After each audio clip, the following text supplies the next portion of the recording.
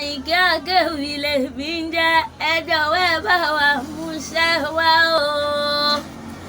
Ẹ jẹ́ ń sanra Kúnmi rèlé bàbá tó bí wọn lọ́mọ gangan.